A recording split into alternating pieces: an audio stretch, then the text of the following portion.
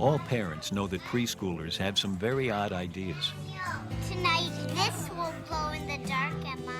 Not, as we've already seen, about how the world works, but about what they and others think. I'm not drawing a picture of a TV. In fact, even parents don't realize what a very strange mental world little kids inhabit. All right, you know what? This is University of Toronto psychologist Philip Zalazzo about to play a card game with 3-year-old Jonathan. The object of the game is to see if Jonathan can sort the cards using a simple rule. And in the shape game, if I show you a boat like this, I want you to put it into this box. But if I show you a rabbit like this one, I want you to put it over here. Look, here's a red boat. Which box does that go in? Okay. Boats go here, rabbits go there in the shape game. Look, here is a blue rabbit. Which box does that go in? In here. Okay. Let's do it one more time, okay? And then we'll play a new game. If it's a boat, it goes here, but rabbits have to go in that box. Jonathan's got this game all figured out. Rabbit. But now Phil changes the rules. Okay. All right, now, you know what? We're going to play a new game. We're not going to play the shape game. We're going to play the color game. In the color game, if I show you a blue one, you have to put it in this box. But if I show you a red one like that, then I want you to put it over here, okay? Okay. All right, look at this. Here's a red boat. Which box does that go in the color game? Okay, now you know what? Can you show me where do the blue ones go in the color game? In here. And where do the red ones go? In here. So what about this blue rabbit? Which box does that go in? In here. Even though Jonathan has just repeated the rules with the new color game, he keeps playing by the rules of the old shape game. You a rabbit, then it has to go Now, the into obvious this. explanation is that it's easier to sort by shape than color. Okay. So, with Libby, Phil started with the color game, which she plays just fine. Okay. Now, Phil switches to the shape game. Can you show me where do the boats go in the shape game? And where do the rabbits go? Look, here's a red boat. Where does that go in the shape game? Libby, just like Jonathan and all the 3-year-olds Phil Zalazzo has tested, seems to get stuck on the first rule she learns. It's as if the 3-year-old mind somehow doesn't know what it knows. We're gonna have snack now. What have you got in your... Nothing demonstrates that better than a simple but startling experiment Janet Astington, also at the University of Toronto, does with 3-year-olds like Jacob and a juice box. What's in the box? Juice. Oh, look at that. What are they? Books. Jacob calls the ribbons ropes, which is fine because it's the next question that counts.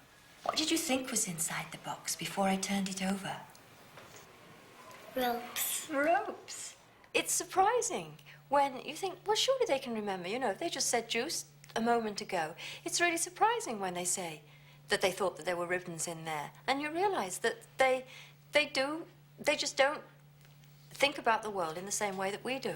Okay. Sorry, Jacob. Not only is Jacob now convinced he always thought there were ropes in the box, he also believes if he thinks something, so must everyone else. Jessie hasn't seen inside this box. What would Jessie think is inside before I turn it over? Ropes. The innocence of the 3-year-old mind is both wonderful and a little spooky.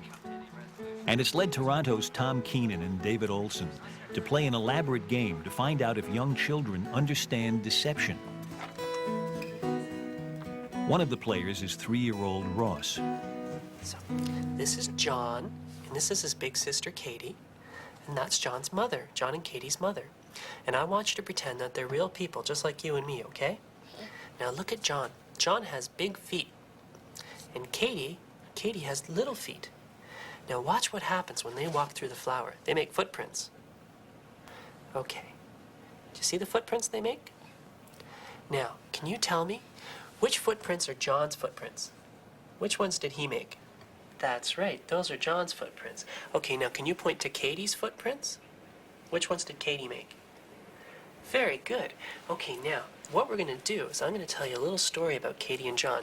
I just have to take their shoes off. The story takes place in the family's kitchen. Mom spilled flour all over the floor while baking the muffins that John and Katie now can't wait to eat. So they ask Mom if they can have some muffins. But Mom says, you can't have muffins right now. Dinner's almost ready. So Katie and John go back to their bedroom. Now, Mom hears the phone ring. So she goes downstairs to answer the phone. And when she's downstairs, she can't see us and she can't hear us, okay? Okay, now, you know what Katie does? Katie decides she's going to take some muffins. So here comes Katie.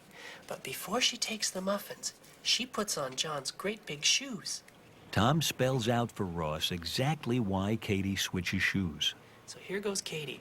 She put on John's shoes so she'll leave big footprints in the flour, and so that the mom will think John took the muffins. Okay? So here she goes.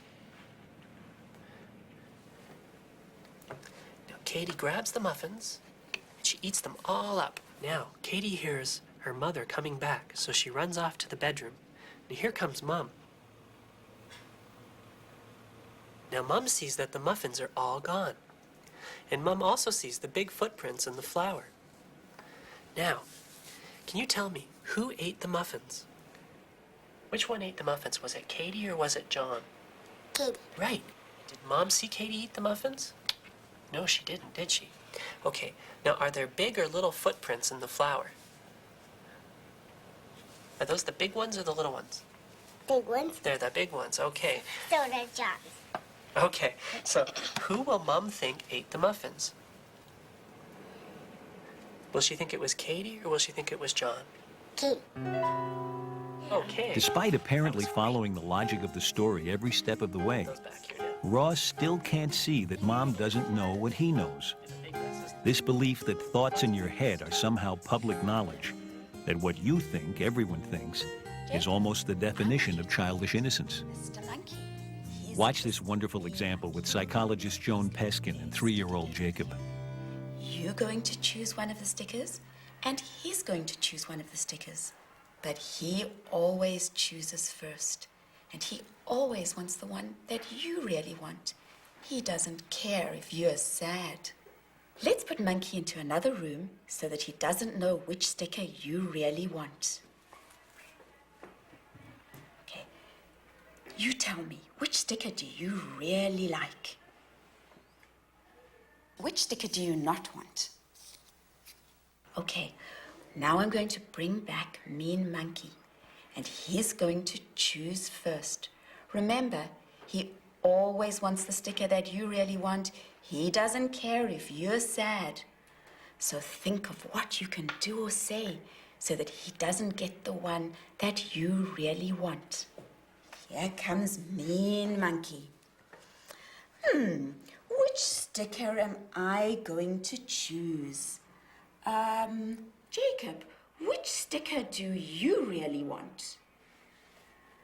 Oh, well then I'm going to take that one. So you get to take this one. Joan repeats the experiment several times with each child, giving them ample opportunity to deceive the monkey as to what they really want. Okay, tell me which sticker you really like. That one. And which sticker do you not want? That one. Okay. Jacob, which sticker are you going to take? Well, then I'm going to take that one. And you get Bravely to have- accepting, 3-year-old Jacob never figures out that the monkey can be fooled. But what about Patrick, 18 months older, and already with a knowing gleam in his eyes? So that he doesn't know which sticker you really want, okay? Which one do you really like? Point to which one you really like. That one. And which sticker do you really not want? Which is a yucky sticker? That one. Okay. We'll leave those stickers there, and I'm going to bring in Mean Monkey. Let me see which one I want. Patrick, which one do you really like? Oh, well then I'm going to take that one, and you get to have that one. I had my fingers crossed. Patrick has also crossed a threshold into the adult world. He's now old enough to know that he can think things that others don't, that his thoughts are his alone. From about 4.5 to 5, they suddenly and rapidly get that knowledge. They begin to think about other people's thoughts. They begin to think that somebody can think something different from what they know, that people's thoughts vary, are private, may be incorrect. People can have false thoughts about something that they know to be true. Once you understand that, then you can explain all sorts of things about why people do things which seem strange to you. They're looking for things, and you know that that's not where they are. It also means then that you can understand how to surprise people, how to trick people, because once you've made this split between the mind and the world, then you can think about people's minds and manipulate the way the world is so that they come to believe certain things about it. Teachers, parents, and grandparents are endlessly trying to fathom the minds of the very young.